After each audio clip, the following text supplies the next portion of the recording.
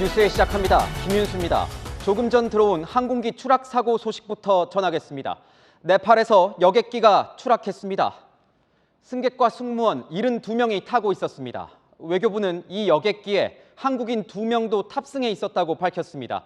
시신 49 이상을 수습한 가운데 우리 정부는 사고 현장에 대사관 직원을 급파했습니다. 이다혜 기자입니다. 항공기가 갑자기 중심을 잃고 기울더니 이내 굉음이 터지면서 추락합니다. 산비탈 추락 지점에 검은 연기와 불꽃이 치솟는 가운데 인근 주민들이 몰려와 부상자를 다급히 옮깁니다.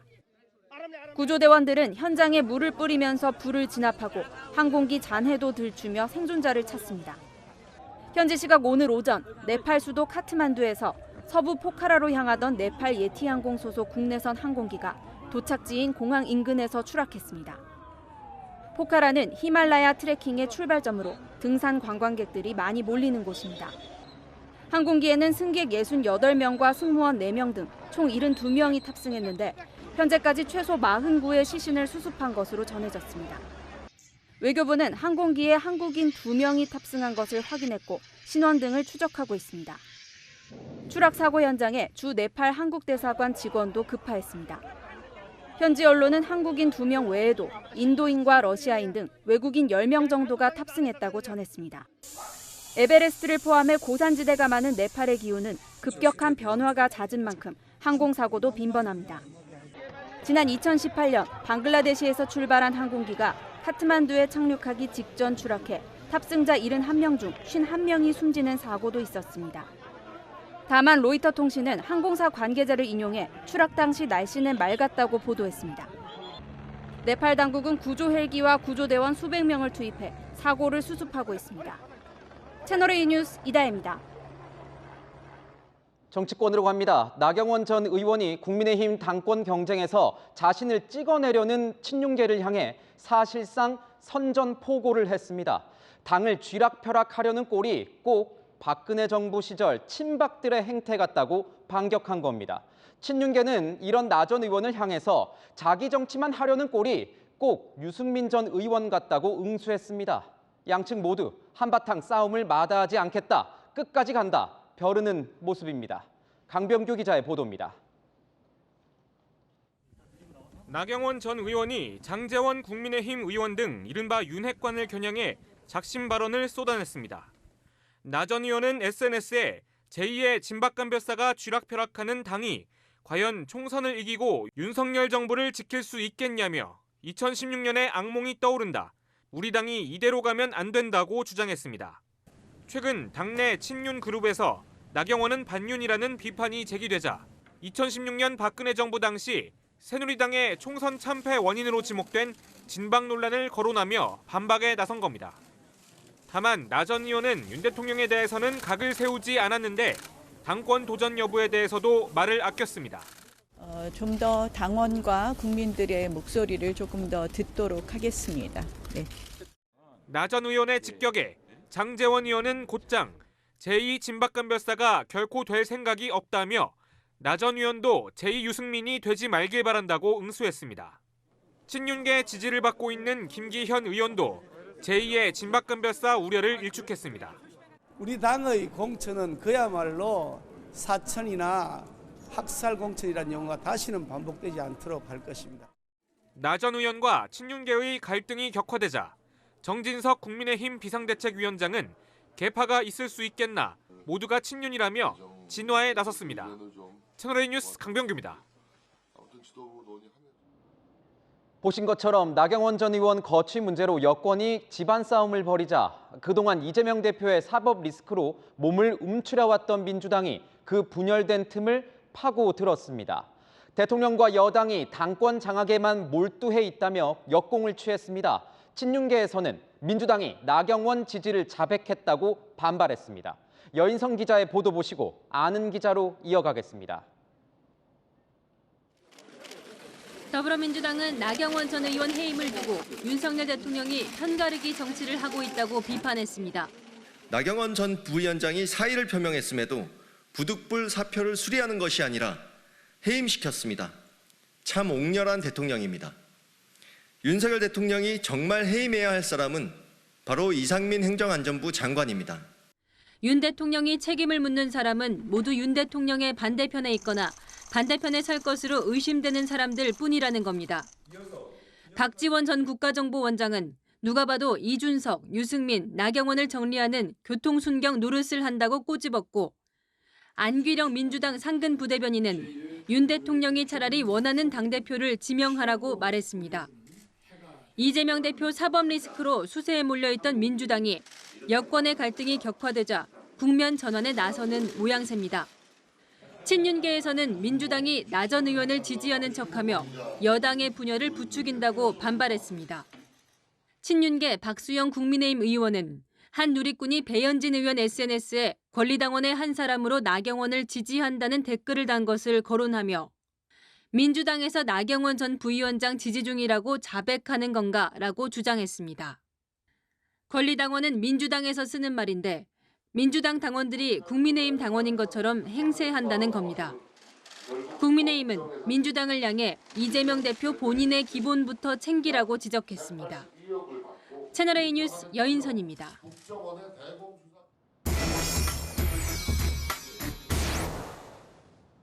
아는 기자, 정치부 조영민 기자 나왔습니다. 자, 조 기자. 네.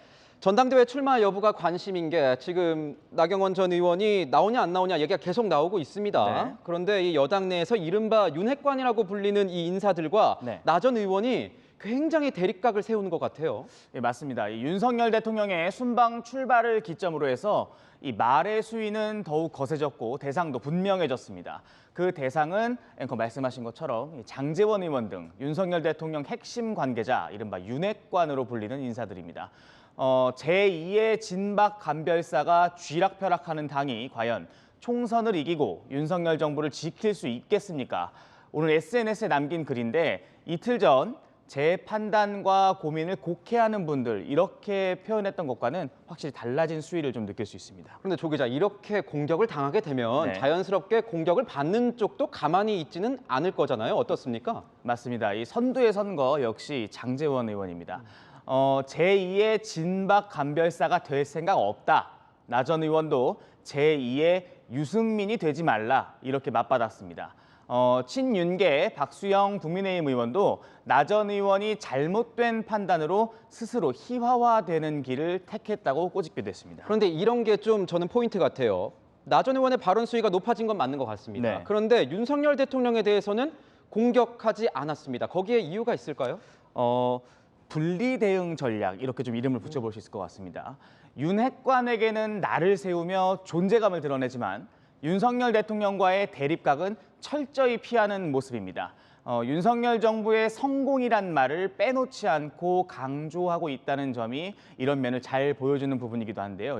아무래도 당원 100% 룰로 진행되는 이 전당대회에서 대통령과 척을 진 후보로 나서기에는 분명히 부담이 좀 있을 겁니다.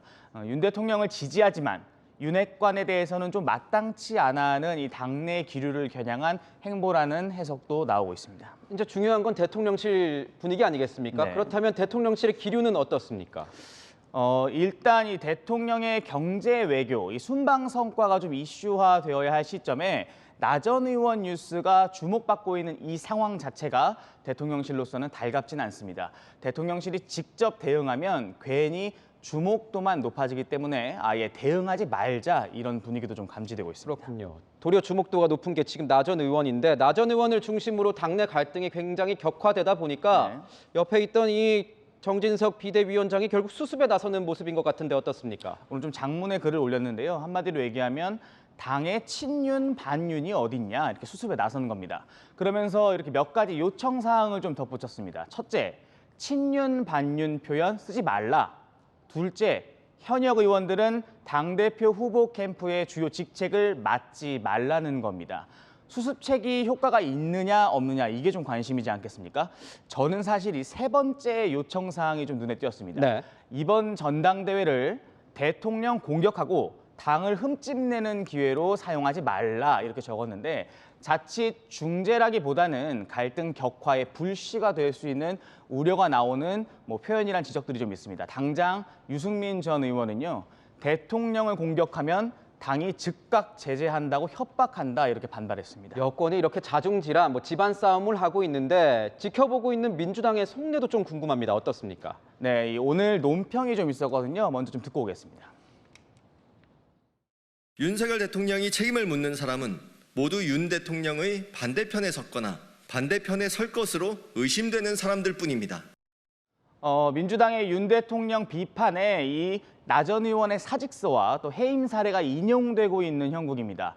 민주당은 여권 내부 갈등이 대통령 순방 성과나 또 이재명 대표 사법 리스크에 대한 주목도를 좀 낮추는 데 도움이 될 것으로 기대하고 있는 모습입니다. 그래서 조 기자, 제가 제일 궁금한 건 이겁니다. 그래서 나 전 의원이 언제쯤 출마 여부를 결정한다는 건지 좀 나온 게 있습니까? 나 전 의원은 오늘 기자들과 만나서 조금 더 기다려달라 이렇게 얘기를 했습니다. 설 전에는 입장 표명이 나올 것으로 예상은 됩니다. 나 전 의원을 돕는 실무진이 취재진을 위한 메신저 단체방을 만들었고요. 내일부터 일부 비공개 일정을 공개 일정으로 전환하는 방법을 검토하는 등 당권 도전에 한 걸음 더 나아간 모습입니다.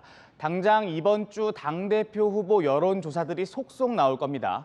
이 결과가 출마 여부를 결정할 이 분수령이 될 것으로 보입니다. 여론조사 여부를 좀 봐야겠군요. 네, 지금까지 아는 기자였습니다.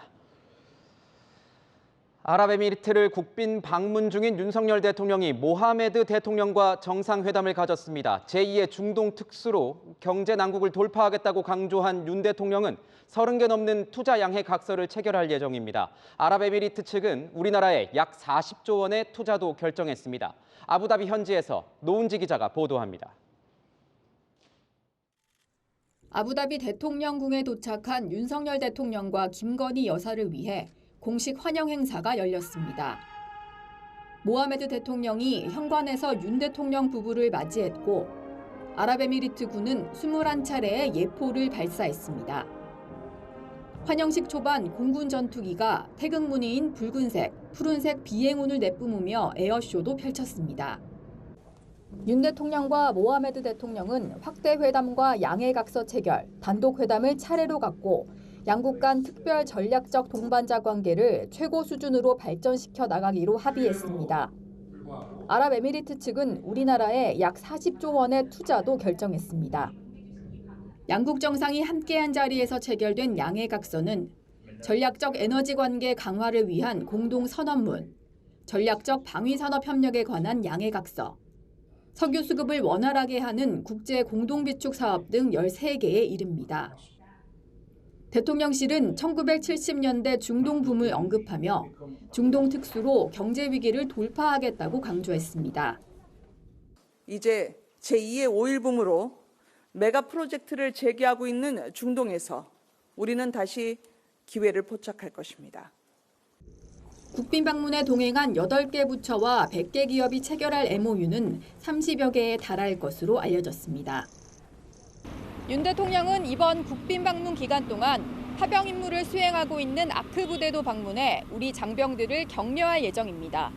아부다비에서 채널A 뉴스 노은지입니다. 내일 모레 국내 송환을 앞둔 김성태 쌍방울그룹 전 회장이 도피처인 태국 등지에서 카지노 사업을 하려 했다는 정황이 포착됐습니다. 장기간 도피 생활을 꿈꿨던 것으로 보입니다. 구자준 기자입니다. 닷새 전 태국 방콕 인근 골프장 주변에서 검거돼 모레 한국으로 송환되는 김성태 전 쌍방울그룹 회장. 김 전 회장이 태국에서 사업을 벌이려 했다는 현지 관계자의 진술이 나왔습니다. 태국 한인회 간부 출신 교민은 채널A와의 통화에서 김 전 회장이 태국과 베트남을 오가며 카지노 사업을 하고 골프장을 인수할 구상을 밝히기도 했다고 말했습니다. 김 전 회장이 한국에 돌아갈 생각이 없었던 걸로 안다고도 했습니다. 김 전 회장이 현지에서 사업을 벌이려 한 건 장기 체류를 염두에 둔 것 아니냐는 분석도 나옵니다. 검찰은 태국 현지에 수사관을 보내 김 전 회장 신병을 넘겨받을 준비에 나섰습니다. 현지 시각 모레 0시 50분 방콕발 인천행 비행기에 김 전 회장이 탑승하면 체포영장을 집행하려는 겁니다. 한편 김 전 회장의 전 매제이자 금고지기로 알려진 쌍방울그룹 김모 재경총괄본부장의 송환 여부는 불투명해졌습니다. 현재 태국 파타야 구치소에 수감 중인 김 본부장은 김 전 회장 검거 소식을 접한 직후 자신도 한국으로 돌아가겠다는 의사를 밝혔습니다. 하지만 지난 13일쯤 입장을 바꿔 기존에 진행 중인 송환 불복 재판을 계속 받겠다는 의사를 밝힌 걸로 전해졌습니다. 김 본부장 송환이 늦춰지면 쌍방울 그룹에 대한 검찰의 자금 흐름 수사에도 차질이 우려됩니다. 검찰은 김 본부장이 갑자기 입장을 바꾸는데 김 전 회장 등이 관여했는지도 살펴볼 방침입니다. 채널A 뉴스 구자준입니다.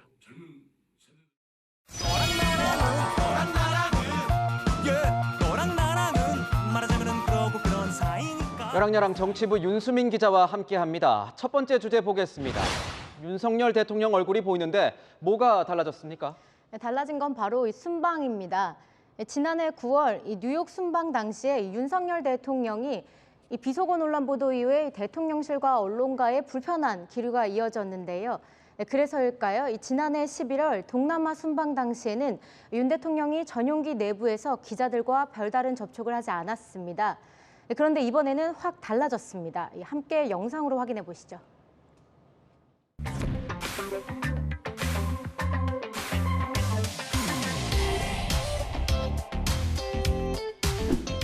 가보수에는 뭐 그 도시에는 못 들어오는데. 그래도 소리는 괜찮아. 예. 오케이.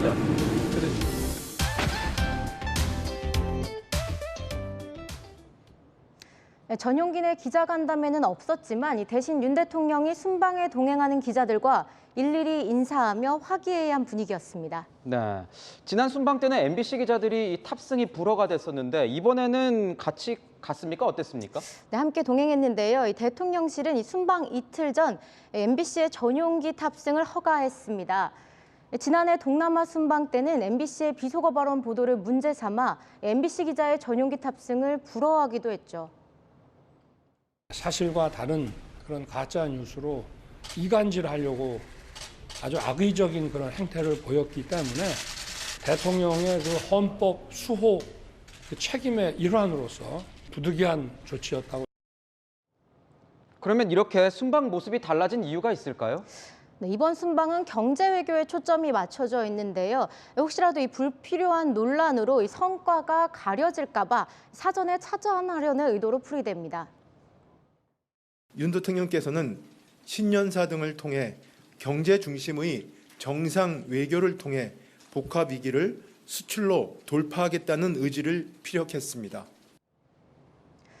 윤 대통령은 취임 후 처음으로 이 대규모 경제사절단까지 구성해 순방에 나섰는데요. 좋은 분위기만큼 성과로 이어지길 기대해 봅니다. 두 번째 주제 보겠습니다. 뭉치는 친문. 친문재인계가 뭉치기 시작했다고요? 네, 일단 문재인 전 대통령의 움직임부터 심상치 않습니다. 문 전 대통령은 양산사저 인근에 책을 매개로 한 소통 공간을 마련하는 것으로 알려졌는데요. 한 친문재인계 의원은 이 평산마을을 찾는 지지자들이 머물 곳이자 일종의 사랑방이 될 것이라고 전했습니다. 과거 문 전 대통령은 퇴임 후 이렇게 살고 싶다고 했었죠. 현실 정치하고 계속 무슨 연관을 가진다든지 그런 거 일치하고 싶지 않습니다. 대통령 끝나고 나면 그냥 잊혀진 사람으로 그렇게 돌아가고 싶고요. 과거의 바람과는 다르게 이 사랑방이 생기면 이 지지자들이 결집하고 정치적 메시지를 내는 통로가 될 수도 있습니다. 그러니까요. 문 전 대통령이 이렇게 대외 활동을 확장하고 나서면 친문재인계 의원 인사들도 같이 뭔가를 할 것 같은데 어떻습니까? 네, 일단 문재인 정부에서 정책을 담당했던 고위급 인사들이 이 정책 포럼 사의제를 만들고 뭉칩니다. 오는 18일 발족 예정인 사의제는 박능우 전 보건복지부 장관이 상임 대표를 맡고요. 김상조, 김수현 전 정책실장, 김현미 전 국토교통부 장관 등이 대거 참석하는데요. 포럼에 참석하는 전해철 의원은 사의제의 목적에 대해 이렇게 밝혔습니다. 문재인 정부에서 잘했던 또 앞으로 역사적으로 계속 계승해야 될 정책 역시 많기 때문에 특별 사면으로 출소한 김경수 전 지사도 최근에 문 전 대통령과 만났는데 친문 결집에 영향을 미칠까요? 네, 비록 복권 없는 사면을 받아 당장 정치 행보를 재개할 수는 없지만요. 친문에서는 김 전 지사의 존재만으로 힘이 된다는 말이 나옵니다. 지난 11일 김 전 지사가 평산마을을 찾아 문 전 대통령 내외와 만나면서 친문 결집이 본격화됐다는 관측이 나오는데요. 문 전 대통령과 친문 인사들 뭉치는 건 좋지만 당내 힘겨루기가 아닌 국민을 위한 결집이어야겠죠. 네, 지금까지 야랑이었습니다. 어제부터 강원 산지와 동해안을 중심으로 60cm에 가까운 폭설이 쏟아지고 있습니다. 도로 곳곳이 통제됐고 크고 작은 눈길 사고도 이어졌습니다. 내일까지 눈이 더 내린다는데 기온도 뚝 떨어져 출근길이 걱정입니다. 강경모 기자입니다. 승용차 한 대가 헛바퀴만 돌고 있습니다. 사람들이 힘을 합쳐 뒤에서 밀어보지만 역부족입니다. 더 이상 가지 못하고 아예 차량을 돌리기도 합니다. 근데 여기도 다 더웠어. 지금 상황은 그래요. 제설 차량도 눈 속에 갇혀 오도 가도 못합니다. 포크레인이 와서 이거 눈을 치워줘야 나가죠. 지금 이 상태로는 못 나가죠.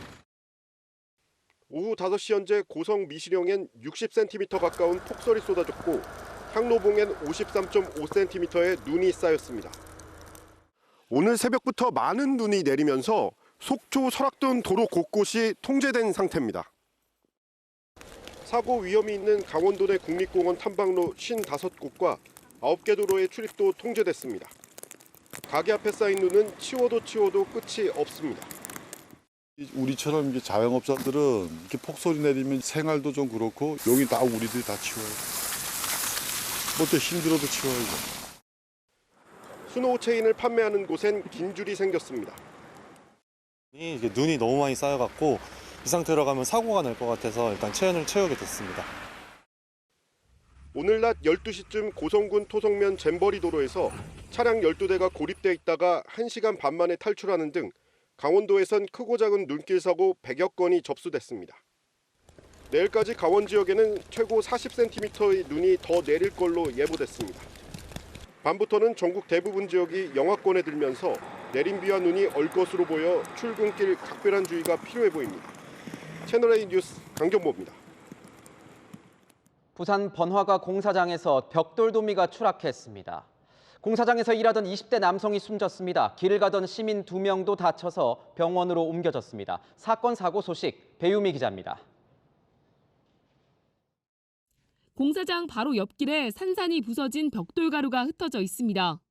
오늘 오전 8시 35분쯤 부산 중구 한 숙박시설 신축 공사장에서 타워 크레인으로 옮기던 1.3톤 벽돌 더미가 15m 높이에서 추락했습니다.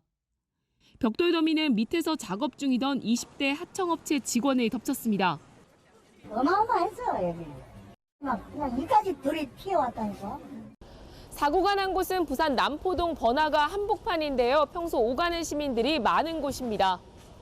20대 직원은 숨졌고 길을 지나던 시민 2명도 다쳐 병원으로 이송돼 치료를 받고 있습니다. 벽돌이 실려있던 목재 받침대가 부러지면서 사고가 난 걸로 보입니다. 숨진 직원의 유가족들은 울분을 토합니다. 사람은 여기서 가는데 크레인이 위에 자재가 위에 있는데 여기서 툭 떨어져서 그걸 맞아요. 있을 수가 없는 일이지.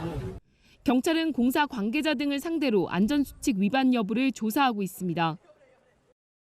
경차 앞부분이 형체를 알아볼 수 없을 만큼 찌그러졌고 버스도 우측 앞범퍼가 움푹 파였습니다. 어젯밤 10시쯤 경기 고양시에서 경차가 버스 전용 차로를 역주행해 마을버스와 정면 충돌했습니다. 뒤따라오던 차들도 속도를 줄이지 못하면서 잇따라 추돌했습니다. 뭐가 이게 진짜 무너지는 것 같아. 쿵 소리가 나가지고 깜짝 놀라가지고 나갔거든요. 시민차가 거의 반 정도 이렇게 접힌 상태로 됐어요. 이 사고로 경차 운전자가 숨지고 14명이 다쳤습니다. 오늘 새벽 2시 10분쯤 경북 경산시 신대구 부산 고속도로에서도 승용차 한 대가 역주행해 1명이 숨졌습니다. 채널A 뉴스 배유미입니다. 사고가 났는데 불이 안 꺼진다, 차 문이 안 열린다. 최근 크고 작은 사고에 전기차에 대한 안전성 우려가 커지고 있습니다. 그래서인지 국내외 전기차 업계는 안전 마케팅에 안간힘을 쓰고 있습니다. 공개적으로 충돌 실험을 하는가 하면 연구소 내부까지 공개하고 있습니다. 안건우 기자입니다. 테슬라 서비스 센터에 주차된 전기차가 화염에 휩싸였습니다. 국도를 달리던 전기차에서 불이 나자 사람들이 갇힌 운전자를 구해냅니다. 새해 벽두부터 연이은 전기차 화재 소식에 공포도 커지고 있습니다. 최근에 불나는 사고도 되게 많이 나고 그래서 안전성이 입증됐다고는 하지만 소비자 입장에서는 입증이 안 된 것 같거든요. 그래서 당분간은 살 생각이 없습니다. 자동차 업계가 진화에 나섰습니다. 현대자동차그룹은 전기차 충돌 테스트 현장을 공개했습니다. 시속 64km로 돌진해 벽에 충돌한 전기차. 기술진들이 달려가 차량을 살핍니다. 차량 전면부가 찌그러졌지만 에어백이 인체 모형을 보호했고 배터리 화재도 없었습니다. 사고가 나면 잘 열리지 않는다던 문도 정상적으로 열렸습니다. 신차가 나오려면 100번의 실제 충돌 시험과 3000번의 컴퓨터 가상 충돌 시험을 거쳐야 한다는 게 제작사의 설명입니다. 지난해 말 스웨덴 완성차 업체 볼보도 안전센터 충돌연구소를 공개하며 안전성을 강조하고 있습니다. 전문가들은 업체들이 안전성 홍보에서 나아가 전기차 사고가 났을 때 대처법을 적극적으로 알려야 한다고 조언합니다. 히든 도어를 잘 모르는 사람들이 많아서 이 교육이나 이런 것들을 통해서 조치할 수 있는 방법을 세뇌시킬 정도로 홍보나 캠페인 활동을 열심히 하는 것은 중요한 역할이라고 볼 수가 있습니다. 또 전기차 충돌 시험은 배터리가 예열되지 않은 데다 한정된 속도로 진행돼 실제 운전 상황과는 다른 만큼 사고 피해를 줄이려면 안전벨트 착용 같은 운전자의 안전수칙 준수도 중요합니다. 채널A 뉴스 안건우입니다. 얼마 전 인천에서 70대 여성 시신이 백골 상태로 발견됐었죠. 함께 사는 딸이 어머니에게 나오는 연금을 계속 받으려고 사망 신고를 2년 넘게 안 한 건데요. 숨진 여성의 병원 진료 기록이 이 사건을 밝히는 단서가 됐습니다. 박자은 기자가 취재했습니다. 인천 다세대 주택에서 70대 여성의 시신이 발견된 건 지난 11일 밤입니다. 숨진 여성의 넷째 딸이 언니와 함께 사는 모친 안부를 확인하러 왔다가 언니가 문을 안 열어주자 신고했습니다. 신고를 받은 경찰과 소방대원들은 이 문을 강제로 열고 방 안에 시신을 발견했습니다. 사망한 지 2년도 훨씬 넘은 모친의 시신은 백골 상태였습니다. 막 뭉성거리고 그래. 형사들이 있어서 대답을 안 하고 저기다 쓰레기가 그 안에서 내리면 막 이렇게 생긴 쓰레기도 치우고 계속 웅중웅중해. 숨진 여성과 함께 살던 셋째 딸은 경찰 조사에서 모친 앞으로 나오는 연금을 계속 받으려고 사망 신고를 안 했다고 진술했습니다. 기초연금과 국민연금 등 셋째 딸이 2년 반 넘게 받은 모친의 연금액은 2천만 원 가까이로 추정됩니다. 넷째 딸이 모친이 사는 집에 방문하기로 한 건 국민연금공단이 남편에게 연락을 해왔기 때문이었습니다. 70대 여성이 2년이 넘도록 병원 진료 횟수가 한 차례도 없는 걸 수상히 여긴 공단 측이 연금 부정수급 의혹 조사에 나섰던 겁니다. 국민연금 측은 직원이 직접 70대 여성 거주지를 찾아갔지만 아무도 만나지 못해 수소문 끝에 넷째 사위와 연락이 닿았다고 설명했습니다. 공단 측은 부정하게 받은 연금 전액을 환수한다는 방침입니다. 경찰도 구속 상태인 셋째 딸에게 사체 유기와 함께 연금 부정수급 혐의를 추가하는 방안을 검토하고 있습니다. 채널A 뉴스 박자은입니다. 107년 역사를 자랑하는 유성 온천 호텔이 문을 닫습니다. 대통령과 총리의 단골 숙박지로 올림픽 선수촌으로 한때 명성이 자자했던 곳인데 도대체 무슨 일이 있는 걸까요? 김태영 기자가 현장을 취재했습니다. 이 쌀쌀한 날씨에는 온천이 제격이죠. 이렇게 야외 족욕장에도 온천을 즐기는 사람이 많습니다. 그런데 이 뜨겁던 온천 산업이 점점 식고 있습니다. 어떤 상황인지 현장으로 가보겠습니다.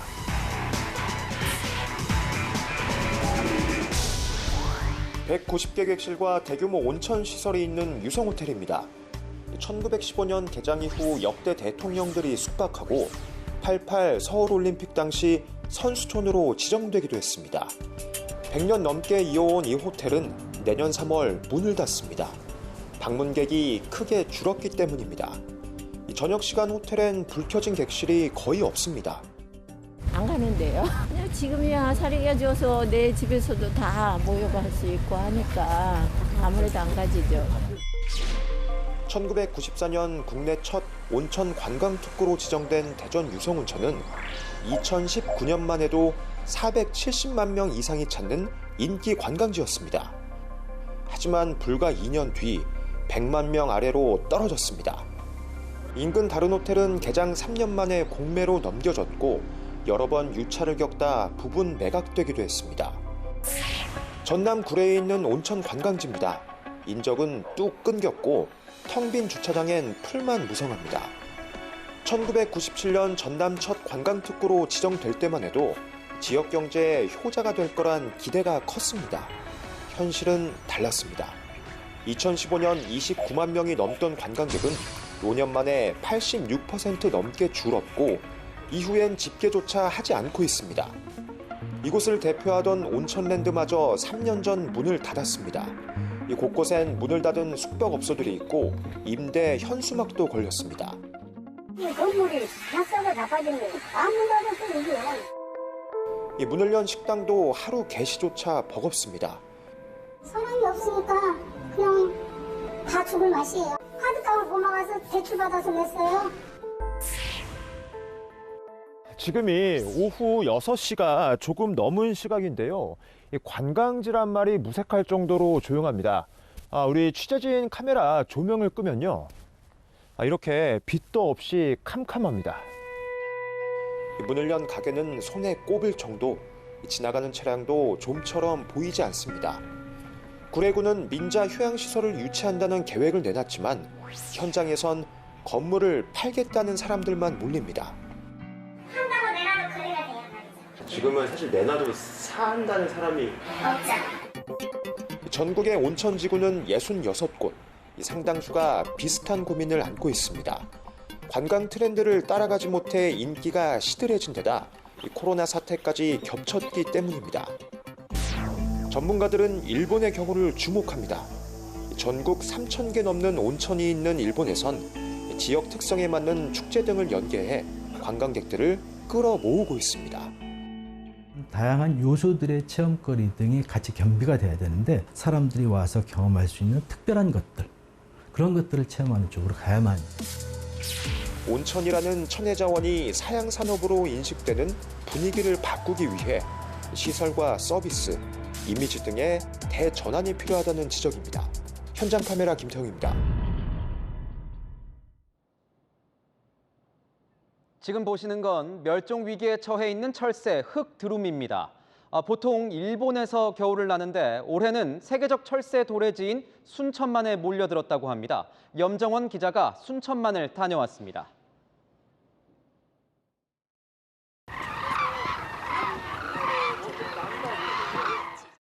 검은 보포를 입은 듯 우아한 자태를 뽐내고 파란 하늘을 꽉 채우며 떼지어 날아오릅니다. 전 세계 18,000마리만 생존해 있는 멸종위기종 흑두루미입니다. 순천만 갯벌도 온통 흑두루미 차지입니다. 지난 2009년부터 전신주를 철거하고 먹이를 주는 등 서식 환경을 개선하자 흑두루미 개체수는 꾸준히 늘고 있습니다. 이곳 대대뜰 희망 농업단지에선 흑두루미에 방해가 되는 전신주를 모두 철거하고 매주 8톤의 먹이를 공급하고 있는데요. 올해만 4,000마리의 흑두루미가 월동 준비를 하러 이곳 순천만을 찾았습니다. 1월부터 그 수확한 벽시들을 뿌려주고 있습니다. 그래서 지금 현재 3,500에서 4,000여 마리가 순천만을 찾고 있습니다. 지난해 11월에는 순천만을 찾은 흑두루미의 수가 10,000마리까지 늘었습니다. 최대 월동지인 일본 이즈미에서 조류 인플루엔자로 흑두루미 1,300마리가 폐사하자 서식 환경에 민감한 흑두루미가 순천으로 몰려든 겁니다. 순천시는 더 많은 흑두루미를 수용하기 위해 인한뜰 주변 비닐하우스를 철거하고 먹이도 살포기로 뿌리고 있습니다. 비닐하우스를 급하게 매입을 해서 오늘 철거를 하게 돼 있고 먹이를 넓게 뿌려주면서 흑두루미가 넓게 서식할 수 있도록 순천시는 앞으로 213억 원을 들여 흑두루미 서식지 확대 사업을 벌일 계획입니다. 채널A 뉴스 염정원입니다. 중국이 위드 코로나로 선회한 지 약 한 달 정도 지났습니다. 중국 정부는 그 사이 약 6만 명이 코로나19로 사망했다고 밝혔습니다. 이렇게 감염 우려가 사그라들지 않자 중국인들은 중국산 대신 화이자 백신을 맞겠다면서 홍콩으로 백신 여행을 가고 있습니다. 베이징에서 공태현 특파원이 전합니다. 해외에서 입국한 후 3주간의 격리가 사라지면서 중국인들이 향한 곳은 홍콩입니다. 중국 본토에서는 자국 백신 시노백과 시노팜만 맞을 수 있는데 홍콩에서는 화이자 등 외국 백신을 맞을 수 있기 때문입니다. 首先国内没有2价疫苗，然后国外呢 중국 백신을 3차까지 무료로 접종할 수 있지만 홍콩으로 와 우리 돈 30만 원을 주고 맞는 겁니다. 홍콩에 화이자 백신을 공급하는 푸싱의학은 중국인 만여 명이 예약을 문의했고 10여 곳의 홍콩 병원에서 중국인 접종을 할 예정이라고 밝혔습니다. Because it's just starting the program, and we are seeing an increase every day. So I think the demand is increasing. 중국 백신에 대한 불신이 높은 상황에서 전문가들은 춘제 이후 홍콩을 찾는 중국인들의 백신 수요가 더 많아질 것으로 예측합니다. 베이징에서 채널A 뉴스 공태현입니다.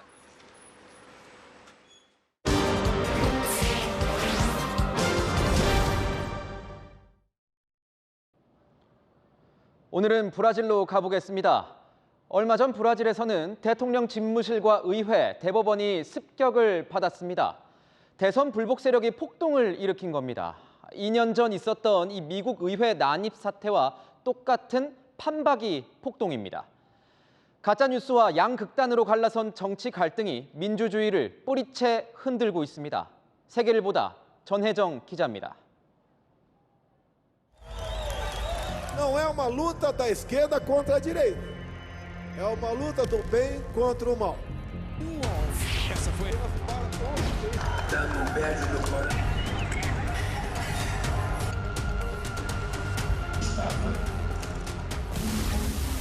군과 경찰이 보우소나루 전 브라질 대통령 지지자들이 수개월 노숙하던 캠프를 강제 철거합니다. 1000명 넘게 경찰에 체포됐지만 이들은 추가 시위를 예고하며 정권 전복의 꿈을 포기하지 않습니다. De novo, é só descansar e preparar para a nova luta, porque se eles acham que vai nos intimidar com isso, 보우소나루 최측근의 집에선 쿠데타 계획 문건까지 발견됐습니다. E de forma alguma isso é uma forma de liberdade de expressão. Isso é atentado e terrorismo contra o país. 지난 1일 취임한 룰라 대통령을 국가 원수로 인정하지 않는 그들은 여전히 대선 결과 조작을 주장하고 있습니다. 전자투표 시스템 해킹 탓에 1.8%포인트 근소한 차이로 패했다는 주장은 보우소나루의 선동으로 확대됐습니다. Os votos que, quando são transmitidos para Brasília, vão para uma sala secreta. Ai, meu Deus. 피해망상에 빠진 극렬 지지자들은 진실을 보여주지 않는다며 언론 탓을 했고 좌파 정부가 시민들을 고문하고 학대한다며 근거 없는 소문까지 퍼나르고 있습니다.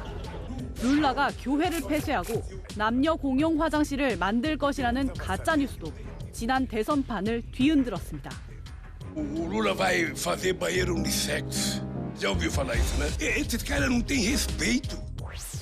이 선거 결과 승복 선언도 그리고 룰라 대통령 취임식 참석도 안 했던 보우소나루는 이 선거를 간접적으로 관리하는 의회와 대법원 등을 언급하며 좌표를 찍었고 이 브라질 산부 청사는 결국 극렬 지지자들에게 짓밟혔습니다. 이 폭동 뒤 조사에서 룰라의 지지율은 51%로 나타났지만 이 41.6%가 지지하지 않는다고 답하면서 브라질은 사실상 두 쪽으로 갈라졌습니다. 정치인으로서 트럼프를 마케팅한 건 사실이에요. SNS를 최대한도로 이용을 했을 적에 나올 수 있는 결과물을 예상을 한 거죠. 도널드 트럼프 전 대통령 지지자들에게 의회를 점령당했던 미국은 2년이 지나도 분열과 증오의 불길이 여전합니다. 야당인 공화당이 탈환한 하원 의장 자리를 놓고 극우 성향 프리덤 포커스가 발목을 잡아 15번 투표 끝에 선출되는 164년 만의 흑역사를 만들었습니다. Kevin McCarthy is the one that was going to censor him. And I respect Donald Trump. I've been with him. I respect what he did for the country. SNS를 통해 가짜 뉴스와 선동이 활개치는 국가에서 민주주의는 위기를 맞고 있습니다. 세계를 보다 전혜정입니다. 한국 테니스의 희망 권순우가 새 역사를 썼습니다. 한국 선수 최초로 프로테니스 투어 2승을 달성했습니다. 내일 개막하는 호주 오픈에서도 좋은 성적을 기대하겠습니다. 정윤철 기자입니다. 상대의 빈틈을 노리는 팽팽한 랠리. 승자는 빠른 발과 집중력이 빛난 권순우였습니다. 강력한 포핸드로 경기를 지배한 권순우는 한국 선수 최초로 남자 프로 테니스 투어 개인 통산 2번째 우승을 따냈습니다. 심기일전을 위해 머리를 짧게 자른 권순우는 대기록을 달성한 뒤에야 활짝 웃었습니다. 권순우에게는 운도 많이 따른 대회였습니다. 예선에서 체코의 마하치에게 졌지만 부상불참자가 생겨 극적으로 본선에 오른 겁니다. 테니스에선 이런 선수를 럭키 루저라고 부릅니다. 권순우는 기회를 놓치지 않았습니다. 32강에서 다시 만난 마하치를 비롯해 랭킹이 높은 선수들을 연파했습니다. 남자 프로 테니스 투어 단식에서 럭키 루저가 우승한 건 권순우가 10번째입니다. 라운드 올라갈수록 저도 간절한 마음이 더 생겼고 끝까지 하려고 하다 보니까 오늘 또 결과가 좋았던 것 같아요. 이번 대회는 내일 개막하는 메이저 대회 호주 오픈의 전초전이었습니다. 권순우의 자신감이 호주 오픈에서 또 하나의 기적으로 이어질지 관심이 쏠립니다. 역대 한국 선수 최고 성적은 2018년 정현의 4강입니다. 체력적으로 부담도 있지만 저는 아직 젊고 다시 회복하면 또 월요일 경기 잘 치를 수 있다라고 생각을 해요. 권순우는 내일 1회전에서 세계 123위인 미국의 유뱅크스와 맞붙습니다. 채널A 뉴스 정인철입니다. 현재 대부분 지역에선 눈이 그쳤고 강원 지역은 내일 오전까지 이어질 전망입니다. 최고 15cm의 많은 눈이 예보돼 있고요. 그 밖의 지역은 흐리다 오후부터 차차 맑아질 전망입니다. 내일 포근한 기온은 사라지고 다시 영하권 추위가 찾아옵니다. 급격히 추워져 건강을 잃기 쉬운 만큼 훨씬 두꺼운 외투를 꼭 챙겨주시길 바랍니다. 내일 강원 내륙으로 최고 10cm, 또 북부 산지로는 15cm의 눈이 더 예측됩니다. 내일 아침 서울은 영하 8도, 대전 영하 7도에서 시작되겠고요. 한낮에 서울이 영하 1도, 대전 0도에 그치며 쌀쌀한 기온이 지속되겠습니다. 당분간도 영하권 추위가 이어지고요. 설 연휴 기간엔 기온이 더 내려갈 전망입니다. 날씨였습니다. 국회는 이번 주에 외교부와 통일부로부터 현안 보고를 받을 예정입니다. 1월 임시국회를 단독 소집한 민주당이 주도한 건데요. 그런데 정작 보고를 해야 할 장관들이 국내에 없습니다. 대통령 순방에 동행한 겁니다. 본회의가 아닌 상임위 차원의 보고라서 장관 대신 차관이 나온 전례가 없었던 건 아닙니다만 대통령 순방이 이미 공식화된 이후 현안 보고가 결정된 걸 보면 책임자가 없는데 보고를 받겠다고 나선 셈이죠. 그래서 일 안 한다, 임시국회가 방탄용 아니냐 이런 비판을 의식해서 부랴부랴 만든 일정이 아니냐 이런 지적이 나오고 있습니다. 마침표 찍겠습니다. 보고자 없는 반쪽 보고회. 뉴스A 마칩니다. 고맙습니다.